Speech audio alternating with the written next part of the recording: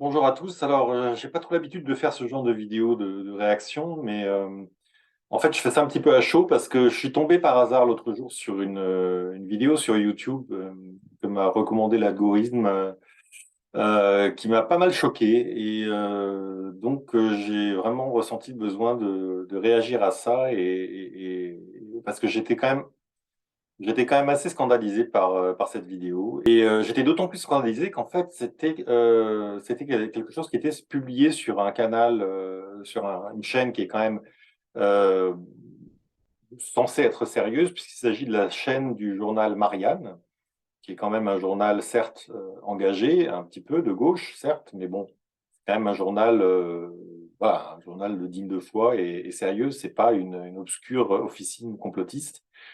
Mais le contenu de cette vidéo m'a quand même pas mal choqué, surtout d'ailleurs venant d'un média de gauche. Donc voilà, et ça m'a interpellé parce que c'était un sujet qui était consacré à l'Allemagne. Donc comme ça fait quand même plus de 20 ans maintenant que je vis en Allemagne, je pense connaître un tout petit peu ce pays et avoir un minimum de compétences pour pouvoir juger de ce qui est dit. Et j'ai trouvé qu'il y avait beaucoup de conneries qui ont été dites dans cette vidéo. Et je dis volontiers le mot connerie, puisque c'est justement le titre de la vidéo, l'idée à la con, l'Allemagne. Donc c'est ça le titre de la vidéo. Et déjà, ça a commencé un peu comme ça. J'étais un peu choqué par cette idée de dire que voilà, un pays est une idée à la con. Bon, c'est provoquant. Alors, je veux bien croire qu'on est sur YouTube et qu'il faut faire la putaclic pour générer du trafic et avoir donc des propos outranciers et des titres outranciers. Mais je me suis fait la réflexion que si on s'amusait à faire une vidéo en disant que la France, c'est une idée à la con, ça ferait peut-être pas rigoler tout le monde. Et si on pousse le raisonnement même un peu plus loin, imaginons d'autres pays, peut-être plus des sujets plus sensibles comme l'idée à la con Israël ou l'idée à la con l'Algérie. Je pense que ça ferait pas beaucoup rire les Israéliens et les Algériens. Mais apparemment, pour l'Allemagne, c'est pas un problème. On peut dire que l'Allemagne est une idée à la con. Donc, ça a un peu piqué ma curiosité, et je me suis dit, bon, bah, c'est tellement général. Si l'Allemagne est une idée à la con, qu'est-ce que ça va être le sujet de cette vidéo? Et je pense, alors ça va peut-être être un truc historique sur le fait que l'Allemagne, en tant que pays unifié, tel qu'il s'est créé lors de la fondation du Reich en 1871, c'était une idée à la con, qu'il aurait mieux fallu laisser les États indépendants, la Bavière, la Saxe, etc., et non pas unifier la nation allemande. Bon, ça peut être une théorie historique, je ne sais pas, je ne suis pas un expert en la matière, ou alors une critique de la réunification après la chute du mur de Berlin. Mais bon, voilà, je me suis vraiment demandé ce qui pouvait pousser ce journaliste à dire que l'Allemagne est une idée à la con. Et j'ai regardé ça, et en fait, je me suis rendu compte que le titre et la vignette, c'est-à-dire la petite cartouche, la petite image qui pousse la personne à regarder la vidéo, en fait, c'était en effet une provocation putaclic pour inciter les gens à regarder. En fait, c'est pas du tout une vidéo sur l'Allemagne en général. Le sujet de la vidéo, un sujet d'actualité qui est la transition énergétique et en particulier l'abandon du nucléaire par l'Allemagne. Bon, alors ça, on peut tout à fait discuter de ça, être critique à ce sujet, etc. Mais déjà, je trouvais que c'était un petit peu un procédé pas très élégant de faire un titre aussi racoleur pour un média censé être sérieux. En soi, c'est pas bon, c'est pas très grave. S'il y avait que ça serait pas très grave. Mais ce qui m'a plus posé un problème, c'est que j'ai regardé la vidéo du début à la fin et j'ai été assez choqué quand même par la théorie à la limite du complotisme qui est défendue dans cette vidéo et l'anti-germanisme vraiment crasse qui est manifesté dans cette vidéo. Donc je voulais quand même réagir là-dessus et je propose qu'on regarde ça ensemble. Donc cette vidéo, je me suis rendu compte après que en fait l'idée à la con, c'est une série. C'est une série de vidéos où le journaliste analyse en fait d'une manière un petit peu provocante un sujet d'actualité. Et donc en l'occurrence, il s'agissait de, de la sortie du nucléaire de l'Allemagne. Donc, On va regarder ça ensemble. Alors, avant de démarrer, juste un petit mot sur l'auteur, ou le journaliste en l'occurrence. Alors moi, je ne le connaissais pas, il s'appelle donc Frédéric Denez ou Denay, ou je ne sais pas comment on prononce son nom. Donc pour pas l'écorcher, je me permettrai de l'appeler Frédéric, parce que je ne sais pas comment on prononce son nom, et il se présente sur son propre site comme un auteur, un animateur, un journaliste et apparemment spécialiste de l'environnement. Alors, je ne sais pas exactement quelles sont ses compétences. J'avoue que je n'ai pas fait des recherches très approfondies et je n'ai pas trouvé d'article Wikipédia sur lui, par exemple, qui donnerait un portrait un peu neutre et plus indépendant que ce qu'il dit de lui-même sur son propre site. Mais bon, peu importe, ce qui compte, c'est ce qu'il dit. Et donc, on va regarder l'idée à la con, l'Allemagne de Frédéric Denez.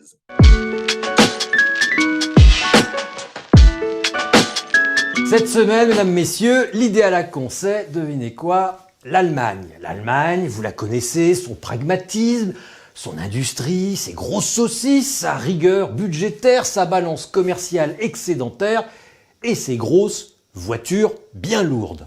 Ça commence déjà très très fort, hein. Là, ça commence déjà très très fort. On voit qu'on est vraiment sur un niveau journalistique très élevé, hein. On démarre tout de suite par la farandole de clichés, les grosses bagnoles, la rigueur budgétaire, l'excédent commercial, les saucisses. Je suis un petit peu déçu qu'il ne nous ait pas sorti les culottes de peau et la bière. Mais déjà, on voit un peu le niveau qu'a fait du commerce. Bon, c'est pas très grave, hein. De toute façon, on est sur YouTube, donc c'est normal qu'on soit dans un registre un petit peu, on va dire, un petit peu provoque et un petit peu, ouais, pas très sérieux, quoi. Mais bon, on voit déjà comment ça démarre. L'Allemagne, c'est un modèle auquel toujours il faut se comparer. Et bien en fait, moi je vous dis non. Alors là, je réagis tout de suite. L'Allemagne, c'est un modèle auquel il faut toujours se comparer. Et Frédéric, qui est un rebelle, nous dit non. Eh bien, moi, je dis oui. Pour une raison très simple, c'est que l'Allemagne est un pays comparable. Alors, je sais bien ce qu'il veut dire. En fait, ce qu'il veut dire, c'est qu'il ne faut pas vouloir imiter aveuglément toujours l'Allemagne. Mais dire qu'il ne faut pas se comparer à l'Allemagne, c'est une imbécilité, je suis désolé. C'est un peu comme si vous étiez boulanger et vous disiez ah bah, les autres boulangers de mon quartier, ça m'intéresse pas ce qu'ils font, je veux pas me comparer. Bien sûr que si, on doit se comparer à l'Allemagne parce que c'est un voisin, c'est un pays d'une taille comparable, c'est un pays qui a un système économique et social comparable, c'est un concurrent, c'est un partenaire, donc évidemment qu'on doit se comparer à lui. Ça ne veut pas dire qu'il faut faire tout ce qu'il fait. De même que le boulanger va regarder ce que l'un fait, ce qu'un l'un de ses concurrents fait, ce que l'autre fait, il va essayer de faire mieux ou de faire différemment, mais de s'en inspirer ou de voir ce qui marche et ce qui ne marche pas. Mais évidemment qu'on se compare à l'Allemagne. Et il y a rien il y a aucun problème à ça. Certes, il peut dire, alors il s'est sans doute mal exprimé, il voulait sans doute dire qu'il fallait pas limiter bêtement, c'est vrai, mais désolé Frédéric, mais si, il faut se comparer à l'Allemagne. Si on ne se compare pas à l'Allemagne, d'autres le feront. Euh, Par exemple, les clients, les gens qui achètent des produits allemands, les gens qui achètent des produits français, ils comparent. Les investisseurs, ils comparent. Donc, si toi, tu ne le fais pas pour essayer de rivaliser efficacement avec l'Allemagne, d'autres le feront. L'Allemagne, mesdames, messieurs, est une amie très hostile. Alors là, ça commence ici déjà assez fort. L'Allemagne est une amie très hostile. Donc, le choix des mots me paraît déjà un peu un petit peu excessif, parce qu'il ne dit pas l'Allemagne est une concurrente rude ou l'Allemagne est une rivale. Non, il dit que l'Allemagne est hostile et qu'elle est très hostile. Donc déjà, ça me met mal à l'aise parce que, je veux dire, on parle quand même d'un pays avec lequel on a eu plusieurs guerres et avec lequel on a eu une réconciliation, avec lequel on est partenaire, mais et dont dépend beaucoup, d'ailleurs, de ce partenariat et de cette amitié entre la France et l'Allemagne dépend beaucoup la paix et la prospérité et la construction européenne. Mais non, l'Allemagne est un ami très hostile. Donc ça plante déjà le décor et surtout c'est très général. Donc c'est ce qui me dérange aussi un petit peu. Évidemment, on peut très bien trouver que l'Allemagne fait des choses qui ne sont pas dans les intérêts de la France, ça c'est une évidence. Chaque pays poursuit ses propres intérêts. Mais là, en l'occurrence, l'idée d'hostilité, c'est de dire que l'Allemagne nous en veut, l'Allemagne veut nous nuire d'une manière générale. Voyez la question de l'énergie, par exemple. Alors voilà, c'est la question de l'énergie. Donc là, on en arrive enfin au véritable sujet. C'est-à-dire qu'on a démarré par des généralités en disant que l'Allemagne, en gros, c'était un ennemi, hein, pour simplifier. Et maintenant, on en vient à un exemple qui illustre cette hostilité de l'Allemagne, c'est la politique énergétique. Donc, bon, on va voir ce qu'il a à nous dire. L'Allemagne, comme vous le savez, est le paradis des écolos. La preuve, elle a définitivement renoncé au nucléaire en fermant ses 3 dernières centrales le samedi 15 avril. Alors, l'Allemagne est le paradis des écolos, là encore un cliché, mais bon. Elle a fermé ses dernières centrales nucléaires, ça évidemment c'est vrai, tout le monde le sait, ça a été décidé il y a longtemps, il y a eu une période de transition, et là les dernières centrales ont été fermées, bon, il n'y a pas de discussion à avoir là-dessus, c'est un fait. L'Allemagne va débrancher samedi ses 3 derniers réacteurs nucléaires qui ont fourni l'an passé 6% de l'énergie du Le pays. nucléaire, vous comprenez, ça pollue et c'est la bombe atomique. Or, l'Allemagne ne veut plus tuer personne et c'est un pays très très propre. Alors, là aussi, c'est un pays très très propre, allez, encore un petit cliché, une image d'Épinal, bon, ça mange pas de pain, ça vole pas très haut, mais c'est pas grave. Par contre, là, au risque de surprendre, je suis d'accord avec ce qu'il a dit avant. Euh, le nucléaire, ça pollue, et le nucléaire, c'est la bombe atomique. Or, l'Allemagne ne veut plus tuer personne. Et évidemment, il le formule d'une manière très simpliste et presque puérile, mais en l'occurrence, je suis d'accord avec lui au sens où il exprime très bien, en fait, le sentiment d'une partie importante alors, je ne dis pas que c'est tous les Allemands, mais d'une partie importante de l'opinion allemande, qui est antinucléaire, tout le monde le sait.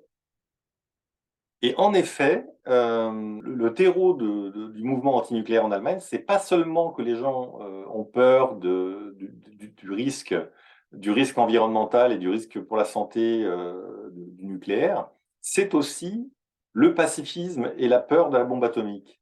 Dans les années 70, dans les années 80, les gens qui avaient un autocollant Atomkraft Nein Danke sur le cul de leur 4L, c'était aussi les mêmes qui allaient faire des manifs contre le déploiement des missiles Pershing en RFA pendant la guerre froide, parce que ils pensaient que l'énergie nucléaire pouvait être un premier pas vers la bombe atomique, un peu comme ça a été le cas en France. Et ces écolos, ces pacifistes n'en voulaient pas, pour des raisons qu'on peut très bien, d'une certaine manière, comprendre, compte tenu de l'histoire de l'Allemagne. Toute cette génération était fondamentalement pacifiste, et c'est une des raisons pour lesquelles ils ne voulaient pas entendre parler du nucléaire, parce que pour eux, le nucléaire, c'était non seulement dangereux, mais d'un point de vue, pour ce qui est du nucléaire civil, mais c'était aussi synonyme de bombe atomique. De ce point de vue-là, il a raison de le dire d'une manière un peu caricaturale, ce côté un peu enfantin. Oui, le nucléaire, ça pollue, et c'est la bombe atomique. C'est un peu ça. Le problème, c'est que ce constat qui est réel, il l'ignore dans tout le reste de sa vidéo. Et il va nous raconter quelque chose qui est en fait en contradiction avec ce trait essentiel de la mentalité et de l'opinion publique allemande. En réalité, l'Allemagne est contre le nucléaire parce qu'il parce qu'il procurait un avantage à son seul concurrent véritable en Europe, la France. Ah, alors voilà. Donc là, on commence justement à rentrer dans cette contradiction, c'est que en fait, la théorie de Frédéric, c'est que tout ça, c'est du baratin, tout ça, c'est du show. La raison pour laquelle l'Allemagne est contre le nucléaire, c'est pas du tout l'environnement, c'est pas du tout le pacifisme, la peur de la bombe atomique. Non, non, non, non. La véritable raison cachée, hein, on est à la limite du complotisme, c'est qu'en fait, l'Allemagne est contre le nucléaire parce que comme en France, on a beaucoup d'énergie nucléaire, ça nous donne un avantage compétitif à notre industrie. qui a une énergie beaucoup plus bon marché que l'industrie allemande. Et donc, c'est pour ça que l'Allemagne est contre le nucléaire, en fait. C'est pas du tout pour des raisons d'écologie ou de pacifisme.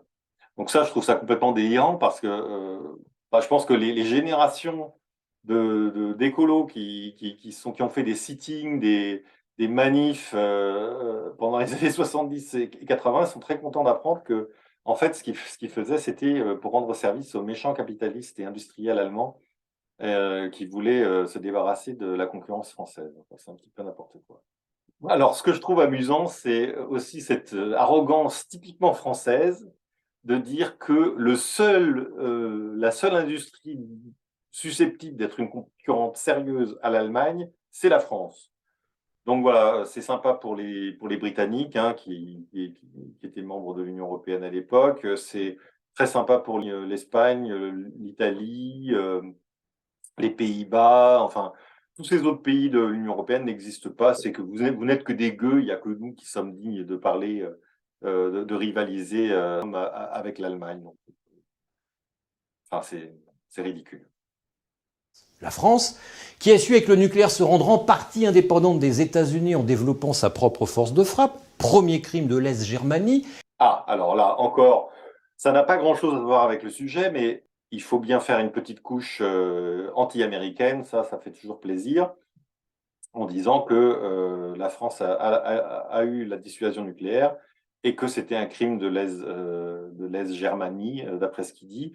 Je ne sais pas trop pourquoi. Je suppose que, en fait, ce qu'il veut dire par là, c'est que l'Allemagne est un valet de l'impérialiste américain. En fait, c'est un petit peu ça. Hein, et que c'est intolérable pour l'Allemagne que la France se soit émancipée des États-Unis en ayant sa propre arme nucléaire. Ça n'a rien à voir avec l'électricité et la production d'énergie, mais ça flatte son auditoire anti-américain.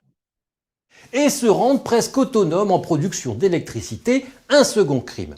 Car voilà pour l'industrie française un avantage compétitif important par rapport à l'industrie allemande, vu que nos usines, enfin ce qu'il en reste, ont longtemps payé leur électricité entre 1,5 et 3 fois moins cher que les usines allemandes.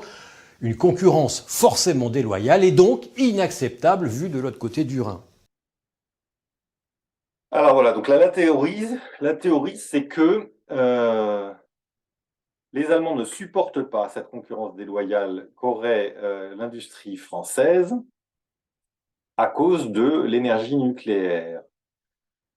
Donc ça, je trouve ça un petit peu délirant pour plusieurs raisons. Alors la première raison, c'est que d'abord, la concurrence n'était pas si déloyale que ça parce que l'Allemagne a eu du nucléaire. Et c'est ce qui contredit un petit peu toute sa théorie. Il dit que les Allemands sont contre le nucléaire. C'est vrai qu'il y a un fort sentiment anti-nucléaire en Allemagne, mais ça ne veut pas dire que tout le monde est contre le nucléaire.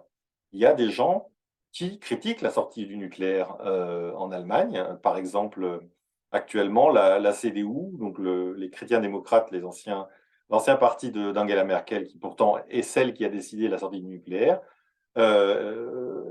avait milité pour le prolongement des centrales existantes et considérait que la sortie du nucléaire était complètement prématurée, était une connerie. Indépendamment de ça, historiquement, si l'Allemagne sort du nucléaire, c'est bien qu'elle en avait. Donc ça veut dire que dans les années 70-80, l'industrie allemande aussi avait du nucléaire. Donc l'énorme avantage compétitif de l'Allemagne de la France par rapport à l'Allemagne de ce point de vue-là, il est quand même discutable. Ce que je ne comprends pas non plus par rapport à sa théorie, c'est que au cours des 40-50 dernières années, l'industrie allemande a été de plus en plus florissante par rapport à l'industrie française. D'ailleurs, il le dit lui-même avec sa petite remarque et son petit rictus. Les usines françaises, enfin ce qu'il en reste, oui, parce que la France s'est considérablement désindustrialisée au cours des dernières décennies, contrairement à l'Allemagne. Pourtant, l'Allemagne avait ce gros inconvénient. Alors, je ne comprends pas. Si c'était un si gros avantage, comment se fait-il que ce soit nous qui nous soyons désindustrialisés et pas l'Allemagne? Et comment se fait-il aussi que l'Allemagne ait attendu 2011 pour décider de sortir du nucléaire alors que depuis les années 70, la France lui taillait des croupières insupportables sur tous les marchés industriels. Enfin, ça ne tient pas debout, cette théorie. C'est complètement absurde.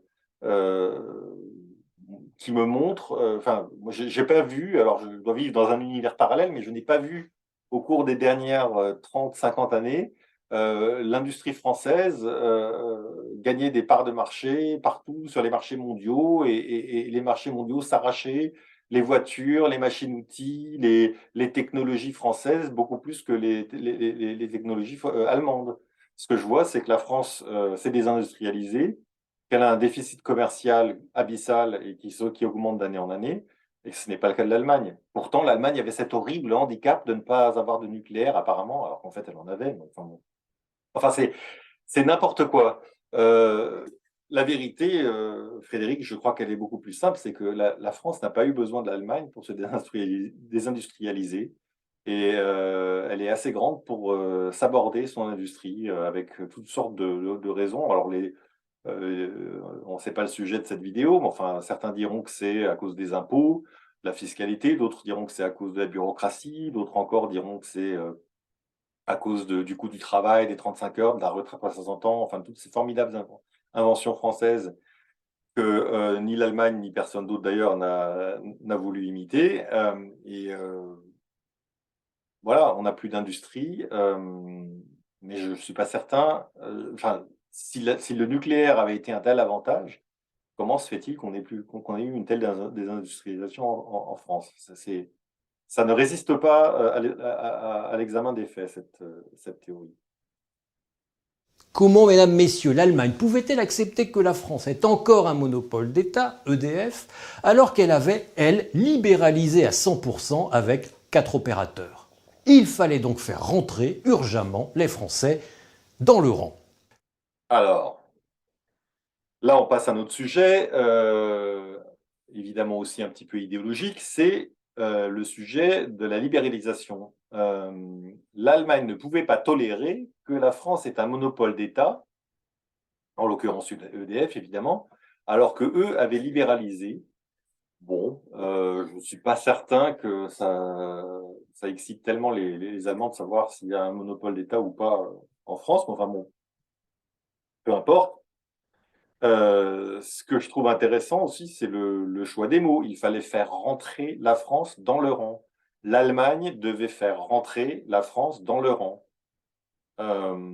C'est un vocabulaire militaire et autoritaire. Donc, le message subliminal, c'est en gros, l'Allemagne est un caporal qui nous brime et qui nous martyrise. Le travail de SAP a commencé avec la libéralisation du marché de l'électricité entérinée par le traité de Lisbonne en 2000, effective entre 2004 et 2007. Ah, alors là, on en arrive à une autre bonne vieille théorie, c'est donc la libéralisation du marché de l'énergie. Là, moi, je ne suis pas du tout un expert du marché de l'énergie et c'est pas tellement mon sujet. Mon sujet, c'est pas. On peut tout à fait être contre la libération du marché de l'énergie. Moi, j'ai pas une opinion très tranchée là-dessus. C'est pas le sujet. Moi, ce qui m'intéresse, c'est la manière dont il présente le rôle de l'Allemagne et la théorie qu'il a sur l'Allemagne et sur le côté malfaisant de l'Allemagne. Alors, en fait, ce qu'il nous dit, c'est que le travail de SAP de l'Allemagne a commencé par la libéralisation du marché de l'énergie au traité de Lisbonne. Alors, euh, je pense qu'il doit être un petit peu étourdi. Il a oublié de préciser ce que c'est que le traité de Lisbonne. Le traité de Lisbonne, ce n'est pas une oukase qui a été décidé par le chancelier allemand de l'époque dans son bureau de Berlin. Non, c'est un traité européen, je répète, un traité européen qui a été négocié et signé par les membres de l'Union européenne.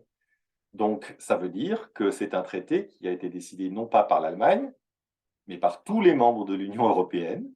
On peut ne pas être d'accord avec le contenu avec cette libéralisation et le contenu de ce traité, mais ce n'est pas la question. Ce que je veux dire, c'est ce traité, il n'a pas été décidé et imposé par l'Allemagne, il a été décidé par l'Allemagne, bien sûr, la France, le Royaume-Uni qui était encore membre de l'Union européenne à l'époque, l'Italie, l'Espagne, enfin tous les pays membres de l'Union européenne à l'époque. Comme tous les traités européens, ça a fait l'objet de négociations et ça a été signé, y compris par la France. Et je n'ai pas le souvenir d'avoir vu des photos de représentants français avec un couteau sous la gorge ou un pistolet sur la tempe pour signer ce traité. Donc là, déjà, il y a cette insinuation que l'Allemagne a imposé des choses, alors qu'en réalité, évidemment, l'Allemagne a de l'influence en Allemagne, hein, en Europe, c'est indiscutable.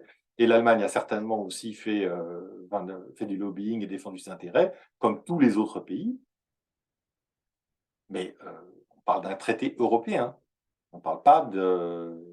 L'Allemagne n'a ni la volonté ni les moyens d'imposer quoi que ce soit à la France contre sa volonté, contrairement à ce que nous dit notre ami Frédéric. Ensuite, l'Europe, enfin l'Allemagne, c'est la même chose. Ah, voilà, on l'attendait, celle-là, l'Europe. Enfin, l'Allemagne, c'est la même chose. Donc ça, c'est la bonne vieille théorie complotiste, comme quoi, en fait, l'Europe, c'est un cheval de Troie. Alors, quelquefois, c'est le cheval de Troie des États-Unis, quelquefois, c'est une marionnette de l'Allemagne. C'est l'Allemagne qui tire tous les fils en sous-main. Enfin, voilà, c'est du complotisme. C'est cette théorie que l'Europe ne sert que les intérêts allemands. Ensuite, l'Europe, enfin l'Allemagne, c'est la même chose, a menacé les industriels français de devoir lui rembourser la différence existant entre le tarif auquel ils payaient à EDF leur électricité et le tarif de marché. Ça allait se chiffrer en dizaines de milliards par an. Alors obéissante, la France a répondu par un chef-d'œuvre bureaucratique absolu. Alors là, bon, pour une fois, il y a un peu de critique de la France. Une fois n'est pas coutume, elle est obéissante. Bon, de son point de vue, évidemment, c'est une tare. Bon, enfin, elle respecte ses engagements de ses traités. En fait, c'est de ça qu'il s'agit. Hein, mais de son point de vue, c'est pas un traité librement signé, c'est une oukase imposée par l'Allemagne. Bon. Et elle a pondu un chef-d'œuvre bureaucratique. D'accord. Pas de remboursement, mais l'accès régulé à l'électricité nucléaire historique, l'ARENH, A-R-E-N-H, lequel ARENH impose jusqu'en 2025 à EDF de céder 25% de sa production nucléaire à la concurrence à un prix défini par arrêté, 42 €, qui s'est révélé le plus souvent inférieur à ses coûts de revient, autour de 50 €. Autrement dit, EDF doit vendre à perte à ses concurrents une électricité très peu chère, produite à partir de centrales nucléaires amorties, payées par le contribuable français. Et ce, à des concurrents qui sont juste des traders, qui ne produisent rien et revendent bien plus cher cette électricité bon marché, sur le marché, et parfois même à EDF elle-même. Alors, bon, moi je ne suis pas du tout un expert en la matière et ce n'est pas mon sujet de discuter du bien fondé ou pas de cette réglementation. Ce n'est pas du tout le sujet. Enfin, pour moi, ce n'est pas le sujet par rapport à ma critique de la germanophobie de cette vidéo. Bon. L'ARENH, l'accès régulé à l'électricité nucléaire historique. Depuis 2011, ce dispositif oblige EDF à vendre un quart de son électricité nucléaire à ses concurrents. Le but, leur permettre de rivaliser avec le mastodonte qui bénéficie de son parc nucléaire, amorti et très rentable. Alors, une petite remarque juste sur ce reportage. Dans les quelques petits clips qui ont été présentés avant, on avait la source, on voyait que c'était Euronews, par exemple, c'était un média sérieux. Là, en l'occurrence, on ne sait pas de ce que c'est, on ne sait pas d'où vient cette vidéo, si c'est un reportage de France 2, si c'est un clip de propagande d'EDF. Ça m'aurait intéressé de savoir d'où vient cette vidéo. Ça aurait pu éclairer un petit peu le débat. Bon. Et ce marché européen de l'électricité, en plus, a été calculé de sorte que le prix du kilowattheure est adossé au coût de production du moyen de production utilisé lors des périodes de pointe, celui où tout le monde veut du courant en même temps, c'est-à-dire les centrales à gaz et à charbon. Ces centrales se retrouvent ainsi favorisées et l'Allemagne, par pur hasard, en a beaucoup et va en construire beaucoup entre son abandon du nucléaire et le développement des énergies renouvelables. Alors, là, encore une fois, je ne vais pas revenir sur tous les aspects techniques, c'est pas mon sujet. On peut tout à fait être critique par rapport à ça, j'ai pas du tout de souci avec ça.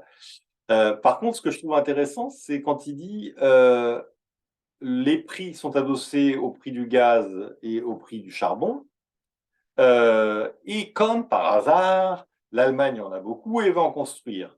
Sous-entendu, tout ça, c'était guidé par l'Allemagne et c'est fait que pour servir les intérêts de l'Allemagne.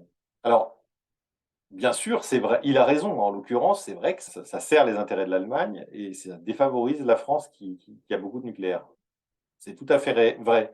Par contre, ce que je trouve intéressant, c'est qu'une fois de plus, notre ami Frédéric considère que finalement, en Europe, il n'y a que la France et l'Allemagne. Parce que je sache, l'Allemagne fait cavalier seule avec sa sortie du nucléaire, mais la France aussi a fait cavalier seule en misant à fond sur le nucléaire. Il y a quand même d'autres pays, et pas des moindres, en Europe, qui ont peut-être aussi d'autres intérêts que ceux de la France. Désolé de le dire, hein, mais je veux dire, le Royaume-Uni, l'Italie, l'Espagne, les Pays-Bas, est-ce que pour eux, c'est pas aussi dans leur intérêt de calculer le prix de l'électricité sur le gaz ou le charbon? Je pense en particulier à la Pologne aussi, qui est quand même pas un petit pays en Europe. Et on en a parlé l'année dernière, que la Pologne avait demandé des exemptions par rapport à la rapidité de sa transition, parce que historiquement, ils sont très dépendants des centrales à charbon. Je veux dire, chaque pays a ses propres intérêts, ses propres problèmes, et fait valoir, oui, ses propres intérêts, et c'est comme ça qu'on aboutit à des compromis comme ça. Mais là, on nous présente ça comme étant simplement, uniquement tout ça pour servir l'Allemagne. Mais je pense que les Polonais considèrent que le fait que le prix de l'énergie, de l'électricité soit adossé au coût du charbon et du gaz, ça correspond à leur réalité à eux. Alors, c'est peut-être pas la nôtre, mais c'est pas seulement celle de l'Allemagne. Des centrales que les Allemands ont installées où ils voulaient, même à notre frontière, hein, d'ailleurs, à Karlsruhe par exemple, tout en hurlant parce que nos centrales nucléaires se trouvaient à leur frontière. C'est comme ça. Oh là là, alors là, on est dans le niveau court de récréation.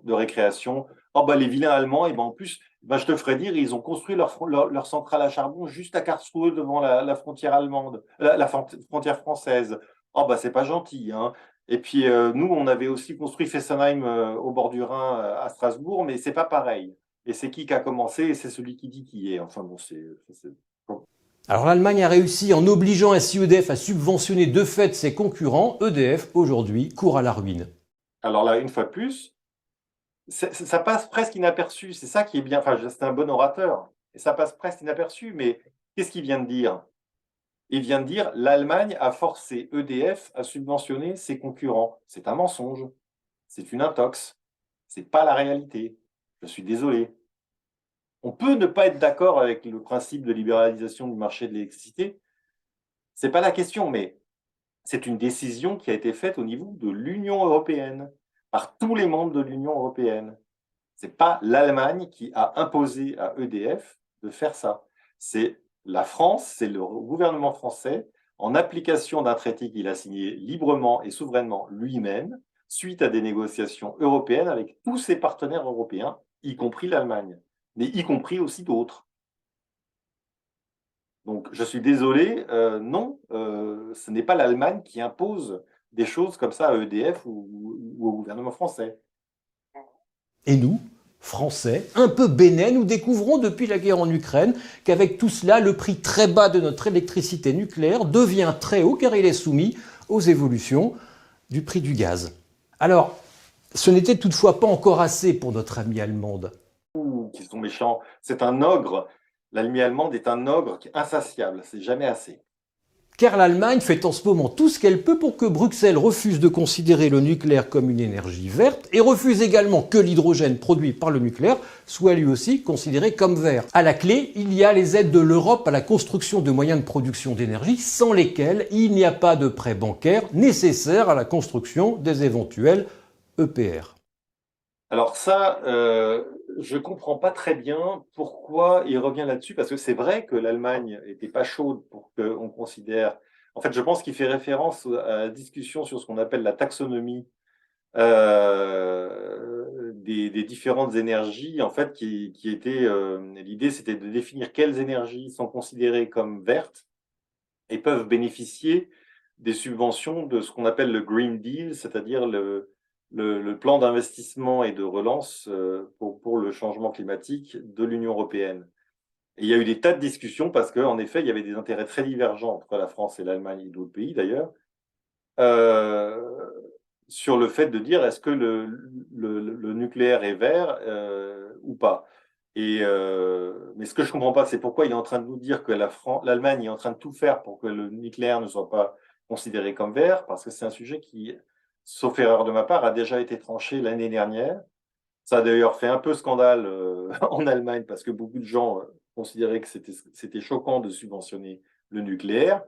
Mais ça a été décidé. Il y a eu un compromis typiquement européen, d'ailleurs, où on a aménagé la chèvre et le chou en disant que le nucléaire étant une énergie décarbonée, il serait considéré comme vert, et le gaz serait aussi considéré comme vert parce que ça pollue moins que le charbon. Donc comme ça, on a fait plaisir à la France et à l'Allemagne, mais c'est un compromis qui a déjà été acté il y a 1 an. Donc je ne comprends pas pourquoi il est en train de nous dire que maintenant, en sous-main, l'Allemagne est en train de tout faire pour que le nucléaire ne soit pas considéré comme vert. À ma connaissance, c'est un sujet qui est déjà tranché depuis 1 an. Ça. Bref, il faut que le nucléaire français disparaisse pour que tourne pleinement l'éolienne allemande. Il faut que le nucléaire français disparaisse pour que tourne pleinement l'éolienne allemande. Je ne sais pas où il va chercher ça. L'Allemagne, c'est vrai, a décidé de sortir du nucléaire. C'est peut-être une connerie, c'est peut-être pas une connerie, j'en sais rien. Enfin, j'ai mon opinion, mais l'Allemagne, elle suit son chemin. D'ailleurs, la part des énergies renouvelables dans sa production d'électricité augmente constamment. Mais l'Allemagne fait ce qu'elle veut et la France fait ce qu'elle veut. Je veux dire, il n'y a aucune corrélation entre le fait que le nucléaire, que la France fasse du nucléaire et que l'Allemagne fasse tourner des éoliennes. Enfin, je ne sais pas où il va chercher ça. Je n'ai jamais entendu le moindre politique allemand ou média allemand ou qui que ce soit dire qu'il fallait empêcher la France de faire du nucléaire si elle en avait envie. Je ne sais pas où il va chercher ça. Enfin, peut-être pas. Car en attendant qu'elle produise d'ici 2030 80% de son énergie avec du vent et du soleil, l'Allemagne va avoir besoin de gaz et de charbon. Et pour faire la jonction d'électricité nucléaire achetée à la France. Et oui. Alors on peut appeler ça du cynisme, je dirais que c'est plutôt une défense résolue de l'industrie allemande. Regardez par exemple le report du vote du texte interdisant les véhicules thermiques en 2035 en Europe, report du texte obtenu par l'Allemagne.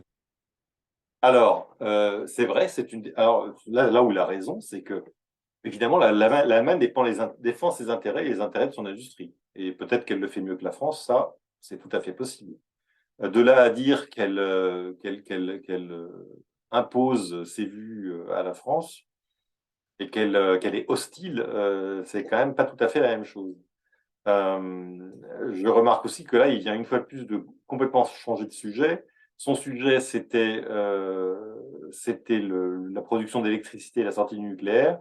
Et là, brusquement, il nous sort autre chose qui n'a en fait rien à voir, à part que c'est un sujet d'environnement. C'est le fait que le gouvernement allemand, au dernier moment, a mis son veto à la directive d'abandon du moteur thermique qui avait été décidée au niveau européen. Et ça, c'est vrai que ça a fait un scandale aussi bien au niveau européen qu'au niveau allemand, mais ça n'a rien à voir avec l'électricité nucléaire. Je ne suis pas trop le rapport. Ça ne devait être qu'une formalité, c'est aujourd'hui une source de tension chez les Européens. La semaine dernière, les 27 devaient voter le premier gros texte qui devait concrétiser les engagements de l'Europe à devenir neutre en carbone. Alors je remarque que le gros 4x4 là, qui sort son CO2 et son nuage noir, et la manif contre le moteur thermique. Je ne sais pas si vous avez remarqué, mais il y avait écrit, c'était en allemand, Verkehrswende ohne Klimakiller. Ça montre bien que l'Allemagne n'est pas comme ça, d'une manière unanime, pour défendre l'industrie automobile allemande. Désolé de le dire, mais c'est quelque chose qu'on a quelquefois du mal à comprendre en France. L'Allemagne est gouvernée par un gouvernement de coalition. C'est une coalition assez hétéroclite où il y a des socialistes, où il y a des écologistes et où il y a aussi des libéraux.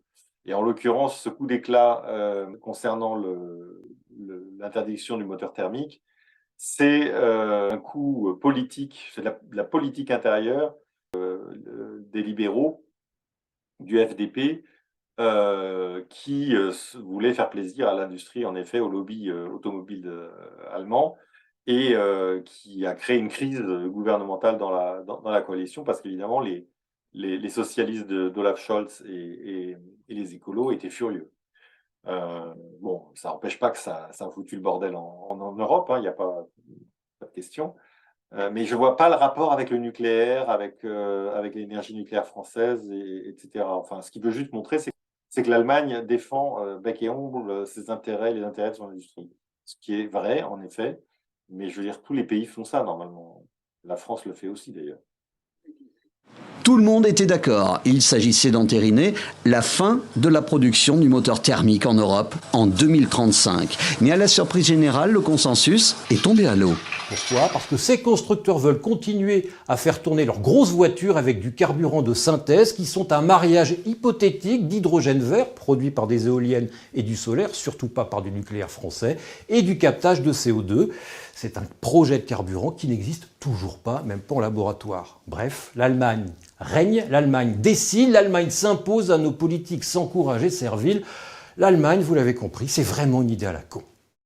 Voilà, donc le mot de la fin, l'Allemagne règne, l'Allemagne décide, l'Allemagne s'impose à nos candidats, à nos politiques, gouvernants, ce qu'il a dit, serviles et sans courage. Bon. Donc voilà, c'est ça la théorie. L'Allemagne, c'est des salauds qui nous imposent leurs politiques, qui sont hostiles et qui veulent nous détruire. Je trouve ça assez pathétique.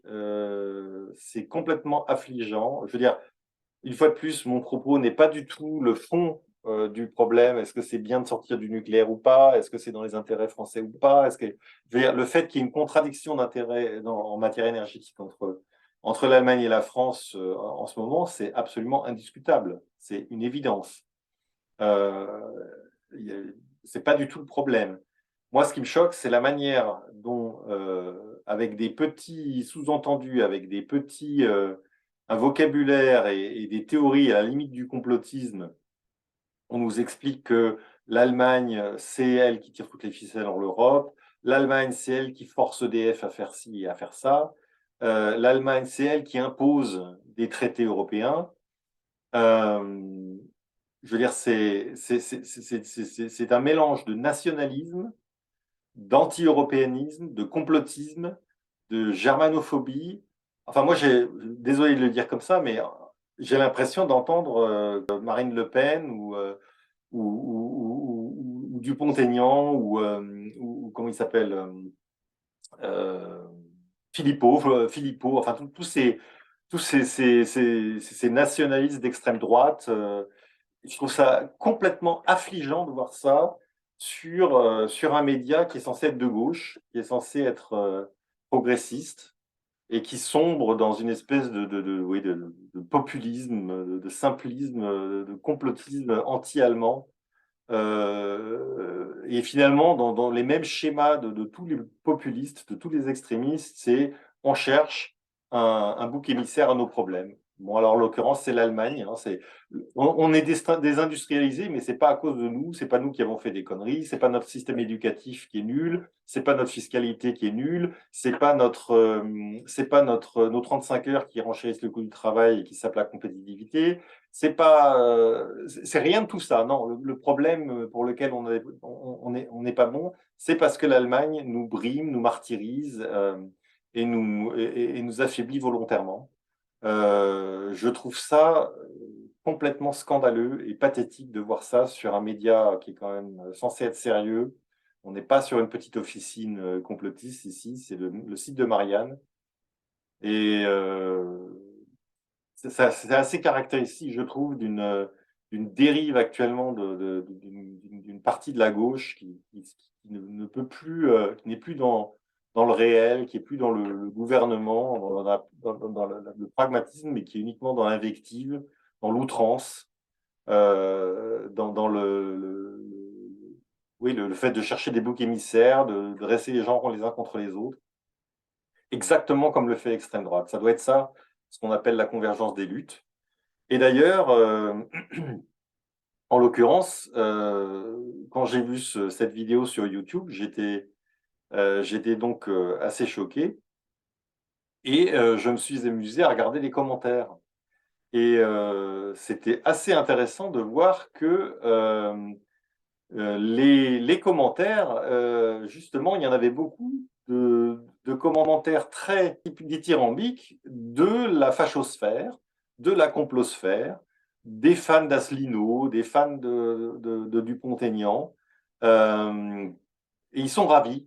Donc voilà, c'est ça le résultat de ce type de discours, c'est que finalement, on se retrouve à avoir des médias de gauche qui ravissent les gens qui veulent voilà, du nationalisme, qui veulent la sortie de l'euro, le démantèlement de l'Union européenne et des choses comme ça.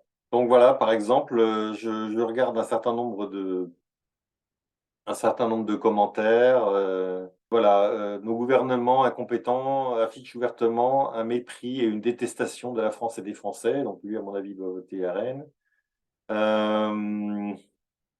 Je en vois un autre qui dit voilà, bravo à Marianne qui dénonce les scandales d'État, contrairement aux autres grands médias subventionnés avec nos impôts pour nous désinformer. Donc voilà, la complosphère, on nous ment, les médias mainstream nous mentent. Bravo Marianne.